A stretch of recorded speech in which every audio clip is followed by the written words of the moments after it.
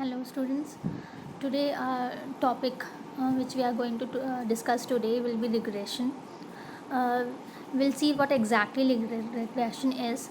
Now, in our previous lectures, we have already seen about probability statistics and we also saw what hypothesis testing is.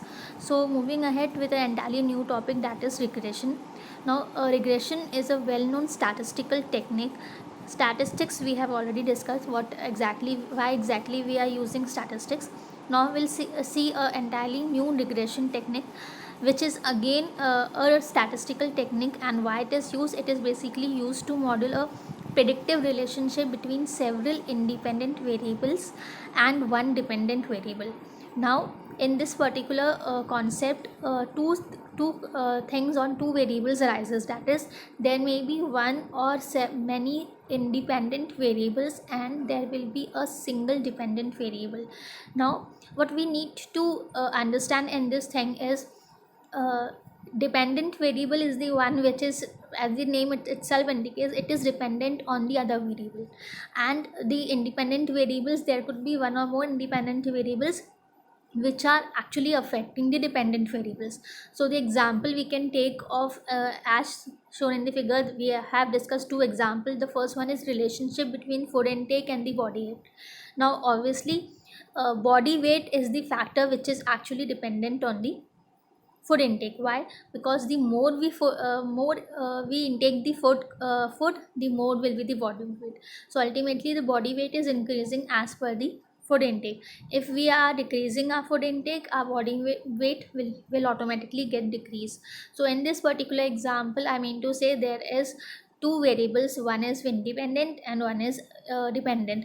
And I'm sure it must be very clear to you, out of these two, which variable is independent and which is dependent. So in this particular example, if we are talking about body intake and body weight and food intake, then in this particular example, body weight will be the dependent variable and food intake will be the independent variable, because food intake is not actually depending upon the body weight. But however, we can say that body weight depends upon the food intake. So this is clearly understood by the diagram shown in figure. In this you will get the red line is actually indicating the line of regression, that which is known as line of regression. And the blue dots which you can see in the figure, that is actually indicating the variables, that is independent and dependent variables. So as in this example, both are rising. The more intake you take, the more body weight will be. So in this case, both factors are rising, that is both variables are rising. So it is going in upward direction. Okay, so line of regression will be in upward direction. Second example we can also take of relationship between hours of study and mark score. Again in this particular example, there are two variables, that is hours of study and mark score. If we thoroughly try to understand this, both these terms are like, mark score will be automatically depends upon the hours of study. The more you study, the more marks you will able to gain. So ultimately we can say that mark score is the dependent variable and hours of study is the independent variable, because hours of study does not depends on the mark score. But yes, mark scores obviously depend upon the hours of study. So this was all about regression. In further classes we'll see how line of regression can be calculated. We'll do it mathematically. We need to calculate the line of regression and the equation of line of regression, which we will see in further classes. Moving ahead with the next topic, that is covariance. Now what exactly covariance is? Covariance is a statistical measure of the degree to which the two variables move together. Now uh, if we are talking about two variable, either it be two depend independent and dependent variable, or there will be multiple independent and one dependent variable, either case it be, in any of the cases covariance plays an important role, because it is actually indicating, or actually it is showing that two variables, how they are moving and to which degree they are moving. So if we consider the same example, example of age and income. So what I mean to say is, as your age increases, obviously your income and also increases. So it is the degree of which the according to age income is increasing. So with that is known as covariance, which actually shows the degree of increasing degree between the two variables. That is, if one factor is increasing, other is also increasing, but with degree. So we need to mention the degree to which the both factors are increasing. That is known as covariance, because it is ultimately telling us to the degree to which the two factors are moving together. So covariance, we need to find a covariance for population also and for sample also. For example, if we are working on any particular sample, we need to calculate covariance for sample. And if we are working for any particular sample, that sample obviously must be of from any particular population. So we need to calculate the covariance for the population also. So two formulas or two separate logics are used for calculating population and for sample. We covariance of x comma y equal to summation xi minus x bar into yi minus y bar. Now in this case, x bar and y bar are nothing but the x mean and y mean, and we have already studied how can we calculate the means. Okay, mean median mode we have already gone through the concept, and by using that formula we need to calculate the mean, that is x mean and y mean. X and y is the data set, data element from the data set. We must be having any number of data sets. For example, if we have 100 number of data sets, then one by one we need to calculate, we need to pick any data from the data set, and accordingly we need to calculate covariance.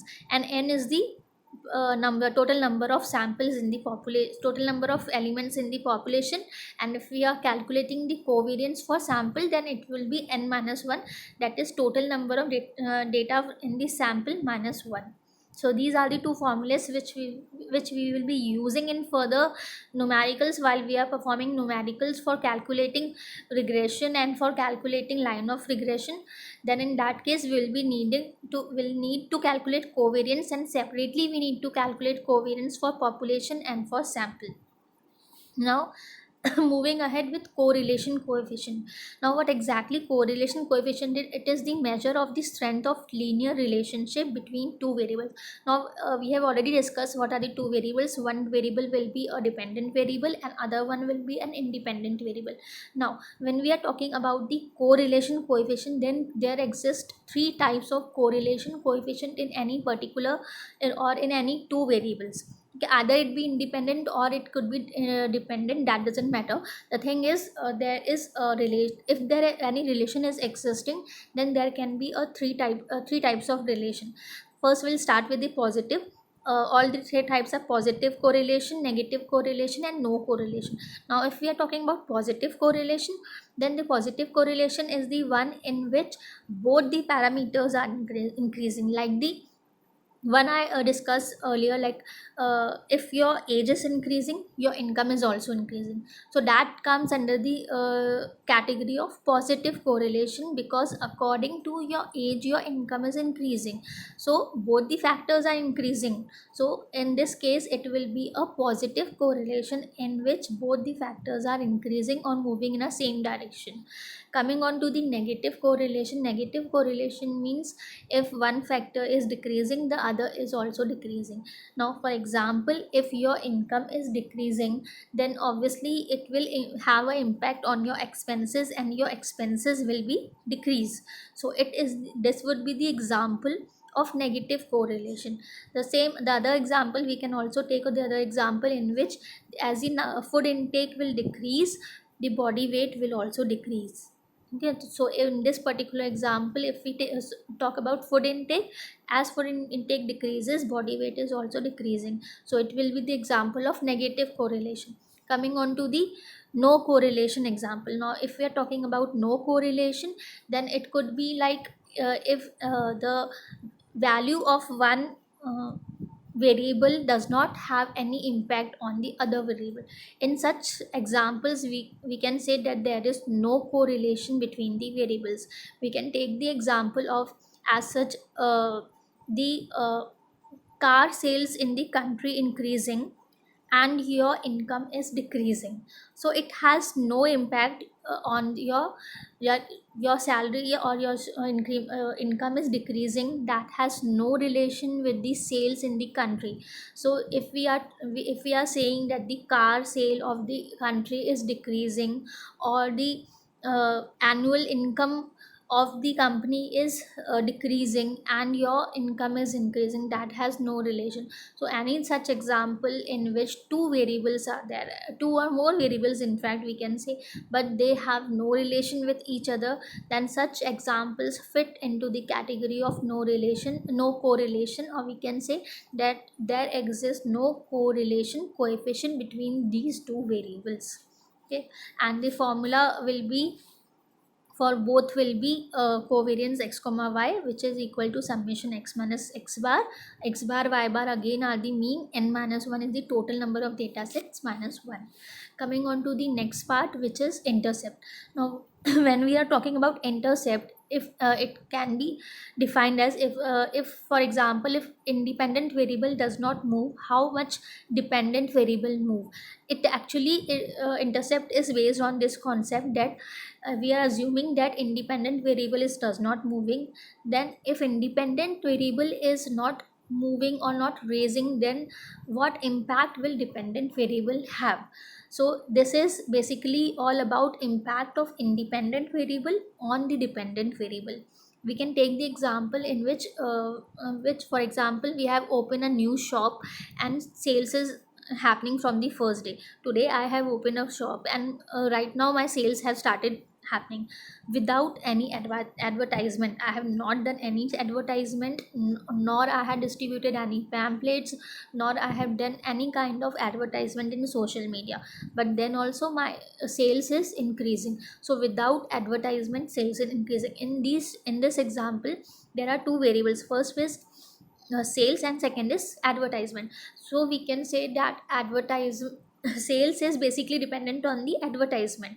The more you advertise, the more sales you will expect, because people will come to know about your shop, about your products you are having. So actually in this particular example, advertisement is the independent variable and sales is the dependent variable. But what is happening without the independent variable, sales is happening. That is, variable is performing without the dependent variable. So in this particular example, we can say that advertisement is the independent variable and sales is the dependent variable. But though we have not done any advertisement, that is, though independent variable has not done his job, then also dependent variable is doing his job.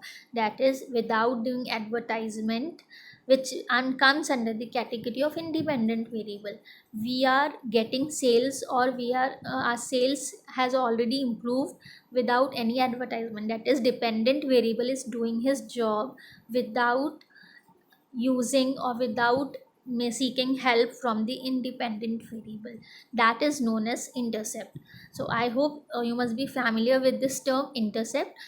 In further classes we'll discuss more topics about this unit and about probability. Thank you.